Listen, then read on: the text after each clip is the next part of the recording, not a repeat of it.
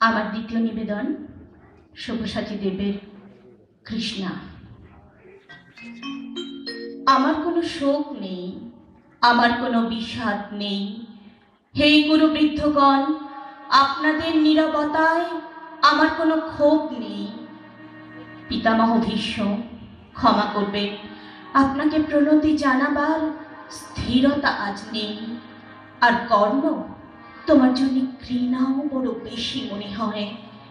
আর হে আমার পঞ্চস্বামী, আর্যাবর্ত বিজয়ী বীরশ্রেষ্ঠ অর্জুন, শক্তিমান ভীম, নকুল, সহদেব আর আপনি ধর্মপুত্র, আপনারা আমার কৃতজ্ঞ অভিবাদন গ্রহণ করুন।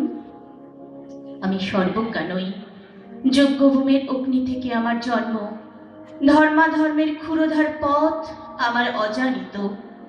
আর্যপুত্র, আপনার বিচার তাই আমার পক্ষে ধৃষ্টতা। আপনার কোনো বিচলন নেই, আপনার ধর্ম আপনাকে রক্ষা করেছে বিকার থেকে। কৃতজ্ঞতা জানান সেই ধর্মকে। ভীমসেন, তোমাকে আমি ভালোবাসা দিইনি কখনো, তাই তা ফিরেও চাইনি। শুধু তোমার কাছে আমার জিজ্ঞাসা ছিল ফাল্গুনী, ঊর্ধ্বচারী মৎস্যের ছায়ালীন চোখের থেকেও দুর্লক্ষ কি দুর্যোধনের বুক? বলো সত্য করে, প্রেম নয় শুধু পৌরুষের আস্ফালনই ছিল পাঞ্চালী বিজয়ের পটভূমি?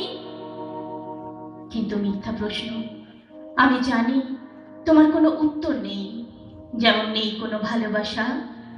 তোমার শুধু আশা আছে। কৈশোর থেকে তুমি জেনে এসেছো বীরভোগ্যা পৃথিবী আর রূপমুগ্ধা নারী।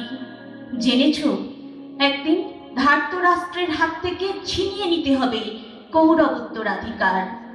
জেনে এসেছ যেখানে যা কিছু সর্বোত্তম, সেখানেই পৌঁছতে হবে তোমাকে।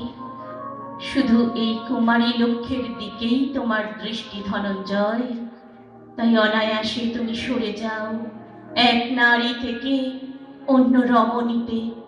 তোমার পূর্বপুরুষেরা যেমন একদা এক তৃণপ্রান্তরকে নিঃশেষ করে চলে যেতেন বনান্তরে। এই দ্রুত সভায় দাঁড়িয়ে আমাকে জানতে হলো নারী শুধু কয়েক প্রহরের বিলাস সঙ্গিনী।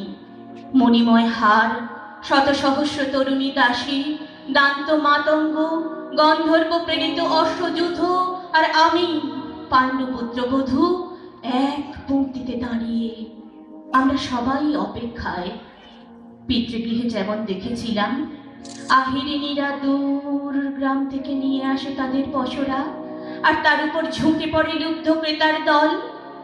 আমাদের ব্যবহার করার জন্য তেমনি উন্মুখ হয়ে আছে যারা আমার পতি আত্মীয়। আর আমাকে, আমাদের বিলিয়ে দিচ্ছেন যারা, তারা আমার পঞ্চস্বামী। বিবাহের মঙ্গলসূত্র হাতে বেঁধে যারা একদিন আমার উপর নিয়ম সিদ্ধ করেছিলেন তাদের অধিকার। না, শুধু এই রত্নমণ্ডিত সভাগৃহেই নয়, আরো আগে আমাকে জানতে হয়েছিল আমার কোনো বাসনা নেই, নেই কোনো নিজস্ব ইচ্ছা।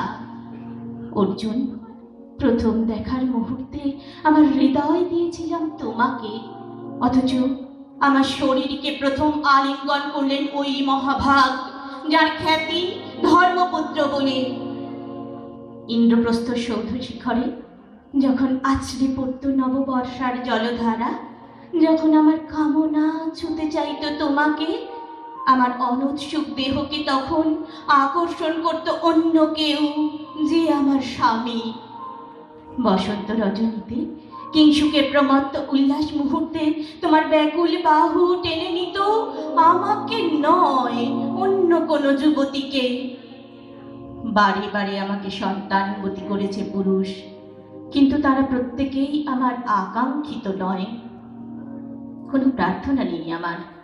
কুরুবৃদ্ধরা বিলাপ করুন, জ্যেষ্ঠ পাণ্ডব প্রহর গুনুন, কোনো পুণ্য লগ্নে ধর্মরাজ্য নেমে আসবে মাটিতে। ভীম, অনুগ্রহ করে স্তব্ধ হও। নকুল, সহদেব, বিচ্যুত হও না অগ্রজের প্রতি অটল বিশ্বাসে। আর অর্জুন, অন্তঃপুরে যাও, সেখানে তোমার জন্য স্নিগ্ধ শরীর সাজিয়ে রেখেছে তোমার কোনো প্রেয়সী। শোক নয়, লজ্জা নয়, এই রাজগৃহে দাঁড়িয়ে আমি জানলাম প্রেম নয়, শ্রদ্ধা নয়, অধিকার নয়, নারী শুধু প্রয়োজনের। জানলাম এখানে কোনো ভেদ নেই। ধর্মপ্রাণ যুধিষ্ঠির, শক্তিমান ভীম, প্রেমিক অর্জুন আর লোলুপ ধৃতরাষ্ট্র নন্দনদের মধ্যে প্রতিকার চাইছি না, যা শুধু বিলাসের। সেই বস্ত্র ছিনিয়ে নেয় যদি কোনো দুঃশাসন, নেক আমি কাঁদছি না। চারপাশে ভাসানের ডিঙায় পশুদের উদ্দাম নাচের ভঙ্গি আমি দেখছি না।